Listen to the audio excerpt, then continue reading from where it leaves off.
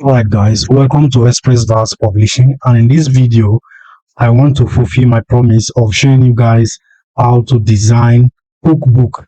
And at the course of this video I'll be showing us two methods that I use in designing cookbook. The first method being with the use of Canva, and then the second method, which I use the most, is with the use of Microsoft Word. Right, so designing cookbook is something very interesting, and if you get to master it, you can do it on a with ease, and it becomes so interesting at the long run, right? So one of the most important things you should have at the back of your mind is that you don't want to be repeating things all over and over again. So what I do is that when I design one template, I use it repeatedly. So the most difficult part is coming up with a template that I can use repeatedly, right? But what I normally do is that sometimes I try to design 2 or 3 templates so that I can alternate them across one cookbook. I will show us how I achieve that. So with Canva, it is simple and straightforward. All you just have to do is to come over to Canva, and then you click on create new design. So the size that I normally use for my cookbook is 8.5 inches by 11.25 inches. That is what I use. That's the dimension that I use for all my cookbook, right? So that it has that big feel, and then give me the flexibility of doing all sort of formatting and all of that. So when you have come up with your measurement, the next thing for you to do is to search out for designs. And then this design, you can just come over here and click on work, cookbook, or you type in recipes. So if you type recipes here, you will see some template. So which of this template matches with what you are looking for? You can decide to use any of these. So let's say I want to use this, right? So look at this template the way it is. I can use this to communicate some of the style that I want my cookbook to have, right? And then I can still move down and pick other templates that matches with my attention. Like if you look at this one has up to 3 design template within this design, right? And this Canva Pro, actually I'm using Canva Pro, so it gives me that flexibility to have access to premium content, and then also it gives me that inspiration, because at the end of the day I don't really have to use all of this the way it is, but I will have to edit it to make it have my own design at the end of the day, so that I don't end up using what someone has already used. So you can scroll through all of this design, you see the one that matches with your interest, and then as soon as you have found one that is cool to you, all you just have to do is to edit it, remove everything that is not captured in your own work. So like this one, if I'm to use this, I will just delete this, and then all the recipes, the cooking instructions, the everything that I've generated is here, right? So here's the book. So I'll be using this, and then all I just have to do is to copying this is to be copying this recipe one after the other. Let me open this up here. So let me take us to, so look at this recipe here. This one is classic beef and stroganoff. That's serious, stroganoff. I've not come across this word before, but when we research and we try to create stuff, you see strange things. So so I have this. All I just have to do is to copy this recipe name, or press Ctrl C, and head over to Canva, and this section where there is pizza here, I'll replace it with the name of my own recipe, right? I'll replace it with the name of my own recipe according to what I have there. And this, let me expand this. Okay, so I will have to adjust. Okay, let me just delete this and do it this way.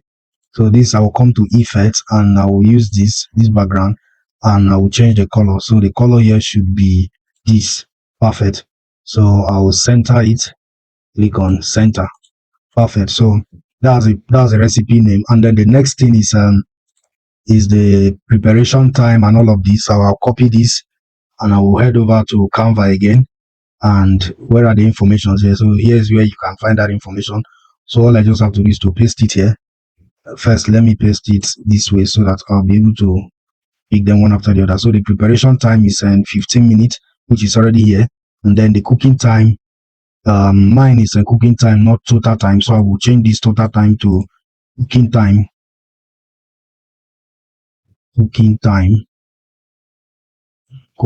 which is 30 minutes. So I will edit this to 30 minutes, and The next one is 7. My 7 is 4. So yeah, I have that now. So the next thing for me to copy is the ingredients. So here are all the ingredients, right? So I copy it, Control C, and I'll head over to Canva, and then preparation steps. So mine is cooking instructions, not preparation steps. So I'll paste it here, and then I will change this to cooking instruction. Cooking instruction. Yeah, cooking instruction. Sorry, this ingredient. Sorry, ingredient, not cooking instruction. Yep. So these are ingredients. So I'll remove this. All right, and then I'm trying to alter the arrangement so that it doesn't mirror the same pattern at the end of the day, right? So there is something I need to do here. Okay, let me take this up a little because my ingredient seems to be too much, right? So this 13, so let me make it 12. All right, perfect. So I have it at 12. Then I'll bring in the cooking instruction this way. So this ingredient will now be the cooking instruction. Cooking instruction.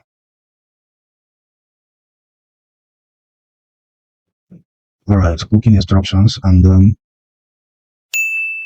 perfect. So I'll bring in the cooking instruction here. So we have it this way. So one of the interesting thing after this at the end of this video is that I'll be giving us 2 keywords that you can use to get started. Yeah, because I like giving stuff. Yeah, I like giving stuff at the end of the day so that you guys can get started. So I will giving us this topic that I'm working on so that you guys can go try it out yourself. Yeah, and then I'll be giving us another topic. So that topic is the one that that covers for the Microsoft Word editing. So that Microsoft Word one, I will give it to you guys for free. So this section, I will delete this. Let me delete this. Let me pick this way and then delete this one as well. Yeah, I'll put it this way, and then what next? Okay, I'll have to make some critical adjustment so that I don't end up. Okay, don't worry. Even though it looks tiny like this, when it is being printed, it won't look this way. Yeah, it won't look this way. That's a guarantee. So yeah, so this section will not cover for the nutritional information. I have a lot for this, but I will look for a way to squeeze in this historical and context. Yeah, most of the time readers really want to have information that borders around that. So okay, so this cover for the nutritional information. Yeah, so readers want to have information that covers that historical context. So I will try to say I can bring it in. So this will replace for this, and I will drag it this way, reduce it by 7. I'll take it up a little. Yeah, so this one, to create space, I can use this style. I'll take it this way, and then yeah, you just have to be creative. Yeah, just do something to make sure that at the end of the day you have all the information you want there after. So I'll delete this here. So I have it this way. So the next thing for me to add to this template is the historical context. So historical context. So I'll copy this. Quite stressful, right? Yeah, because you have to do this one after the other until you are done. But as soon as you have been able to achieve one template, it becomes easy for you to just replicate it across the different part of your book. So yeah, so this I'll drag this. I'll still make some adjustment just to ensure that this goes up. So historical context, let me do this, and then I'll drag it to this end a little.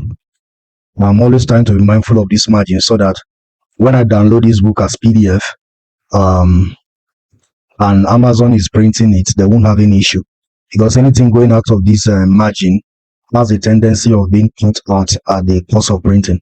So I'm very mindful of that. So I can reduce this image size, just to create space for all of this. So let me drag this across so that I can have all of this. So let me remove this, and then I'll push this up.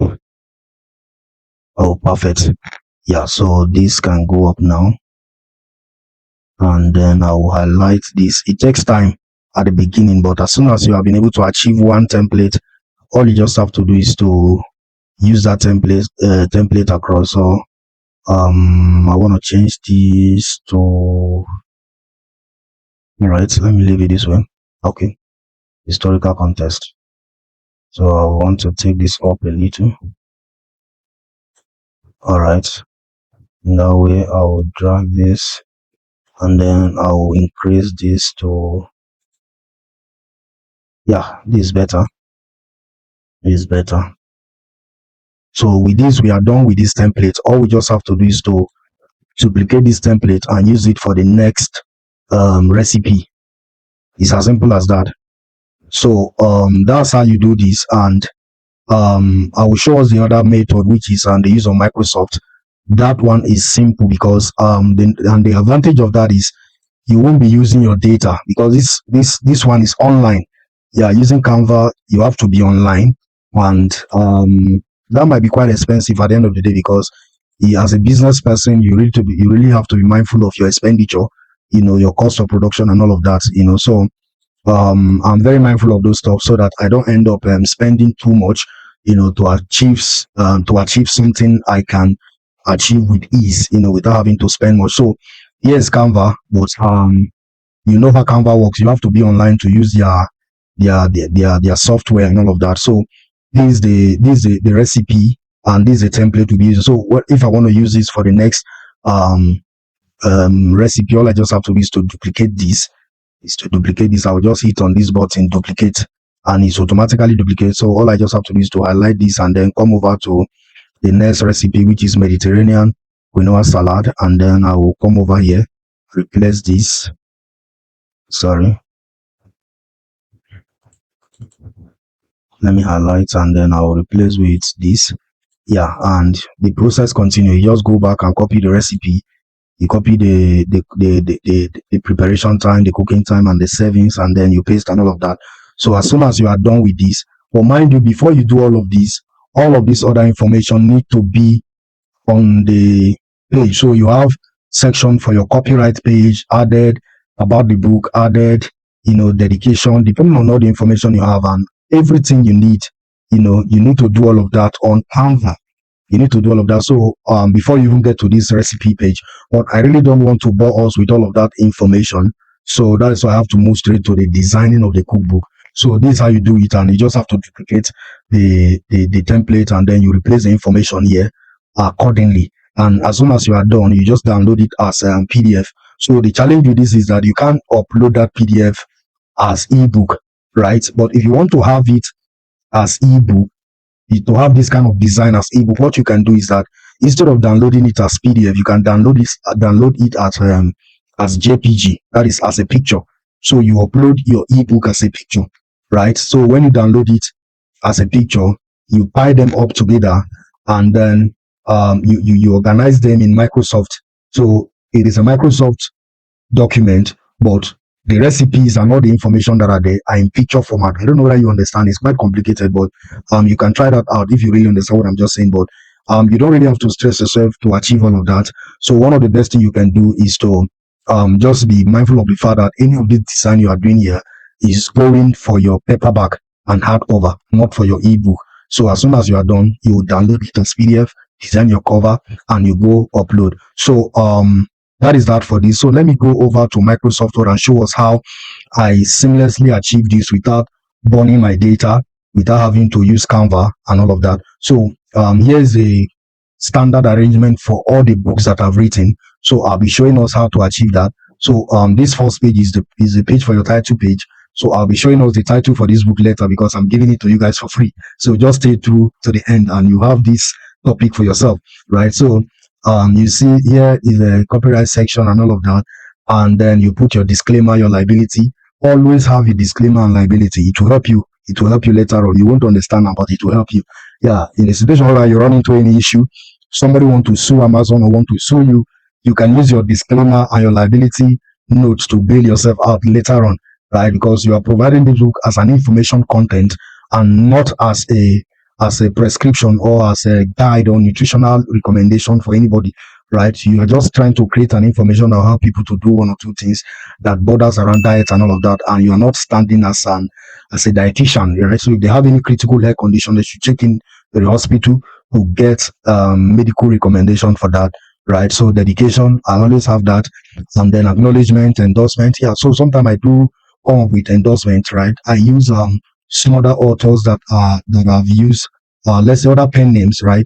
Other books that I've written with different pen names. I use those pen names to create endorsement for this current book I'm writing. I hope you guys get that logic. It's very smart of you if you can do that for yourself. Yeah. So if they want to check those guys out, they'll end up finding other books that I've written as well, right? So your table of content is here, and then all of that. So the reader's guide, if you can follow this structure, your book is good to go. So I think I've given out this structure before, but in case you don't have it, try to check it out.